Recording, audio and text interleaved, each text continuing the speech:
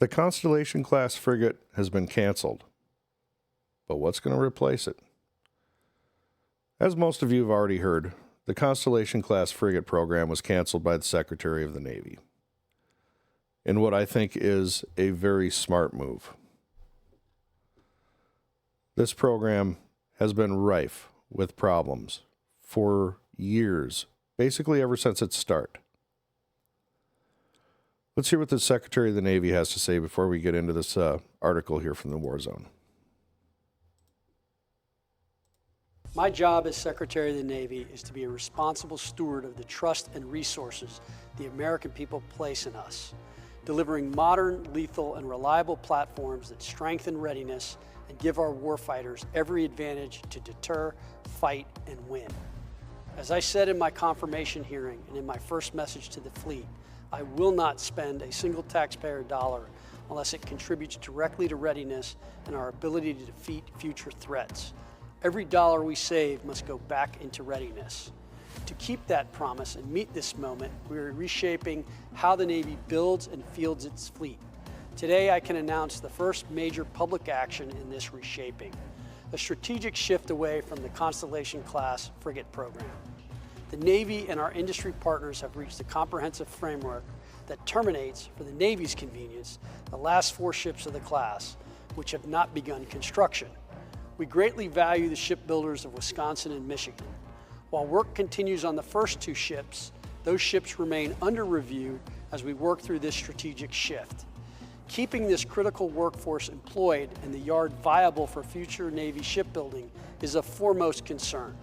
The Navy needs ships, and we look forward to building them in every shipyard that can. A key factor in this decision is the need to grow the fleet faster to meet tomorrow's threats. This framework puts the Navy on a path to more rapidly construct new classes of ships and deliver the capability our warfighters need in greater numbers and on a more urgent timeline. This is an imperative, and I hope to have more to share very soon. Revitalizing the U.S. shipbuilding industrial base is a non-negotiable priority of President Trump. I am fully committed to supporting our shipbuilders and suppliers in this effort. The facts are clear. It's time to deliver the ship our warfighters need at a pace that matches the threat environment, not the comfort level of the bureaucracy. The United States Navy and Marine Corps team stands ready to fight and win today. And by taking these bold, necessary, and fiscally responsible steps, we will ensure we win the fights of tomorrow.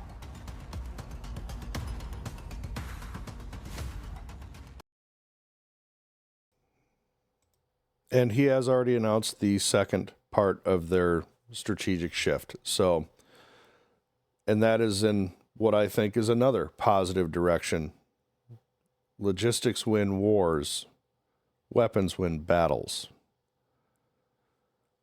So, this program that has been rife with trouble, absolutely rife with trouble, and it's been a money pit. It's been an absolute money pit.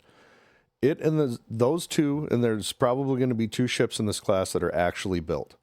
Those 2 and the Zumwalds can go out and be the sunken treasure fleet, because we sunk enough treasure into that little fleet. Just unbelievable. So what's going to be the replacement for it? Our first look at DARPA's Defiant Uncrewed surface ship. This is an autonomous warship, brought to you by the good people at DARPA.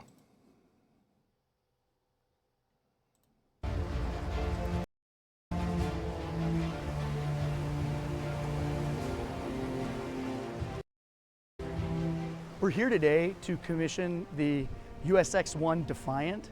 It is a first-in-class autonomous ship packed with a convergence of innovation from DARPA. There is innovation in the way that it was designed, innovation in the way that it was built, innovation in the way that it can be maintained and sustained and repaired. It can go long distances fully autonomously.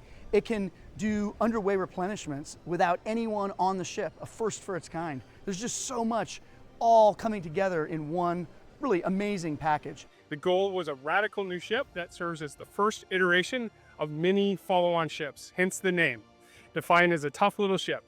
It is so gratifying to be able to show off the culmination of years of work. It is, in fact, the first DARPA program that I started. This is the one I pitched to come to DARPA. Having it come to life, having it be a real thing is just a fantastic feeling. We're looking for these impossible ideas that we can actually build, prove out, and then design for scale and impact.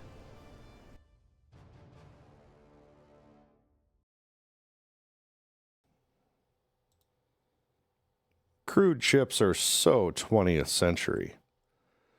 We're moving into an autonomous world. You know, the goal for, let's just say, FPV drones is autonomous AI drones that can operate in super swarms. Same philosophy with autonomous ships. And this autonomous ship, the USX Defiant, its modular nature is going to allow it to tackle any mission. A model of the Defiant by manufacturer Sukaro has shown in the past. And you can see these missile boxes. Let me bring it down to the image. There it is. There's the fella. The model of an enlarged derivative of the Defiant design called Dauntless that Sarco has been working on. It is shown here equipped with 4 missile launchers. Those box missile launchers are something the Navy has been working on for a long time. And work. So you can now picture the Defiant, or a fleet of Defiant class vessels of that design, autonomous, with a carrier battle group, taking care of the ASW,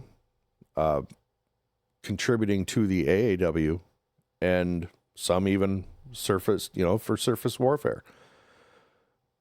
They're supposedly able to take high sea states. Some of the information in this article, which of course will be linked. Let me show this here. It shows that it can operate in sea state 5 in 13-foot waves and can survive sea state 7. Sally sold seashells by the seashore. Has a top speed of 20 knots. And of course, this is just the prototype. But it's undergoing sea trials currently in Puget Sound. That's been in the news a lot lately. So we know that the direction of the Navy is towards autonomous vessels. And the Defiant is first in its class. It'll be interesting to see what happens with that. But when it comes to the Constellation class program, if you want to know how much money we've sunk into this, and you want to know exactly why this program had to be canceled, and had to have been canceled a long time ago, it has been absolutely a money pit. Aaron from Subbrief, I'm going to link it right here. He goes through it step by step. Aaron's the best. Former sonarman aboard a attack submarine in the U.S. Navy for many years. Still works with contractors to this day. He breaks it down in a way that laymen can understand and Navymen can understand. And as a taxpayer, you can definitely understand. But I think the direction for the surface fleet is the modular ability of autonomous vessels. Something like this, a fleet of these, if they can do this at-sea replenishment, which the War Zone has done an article on. I'm sorry I don't have it ready for this video. I will link it into the description here about the at-sea replenishment tests that these conducted successfully. I'm sure in Sea State 1, of course. But that has a pass test is a pass test. You go by the criteria you're given. So, autonomous Navy vessels as guardians of the fleet. That's the way it's going. And just a little hint on what the second major announcement the Secretary made. The Navy's new landing ship program is a go. I did a video regarding this a long time ago as well. Boop. It's right there. Logistics win wars. Weapons win battles. So they're starting to think in the right direction. And the cancellation of the Constellation is a concession to reality. It just wasn't going to work. And again, if you want to know why it wasn't going to work, the ins and outs on why it wasn't going to work, Aaron from Subbrief. It's right there. So, that's the direction. It'll be interesting keeping an eye on it. I appreciate you watching. You have a good one.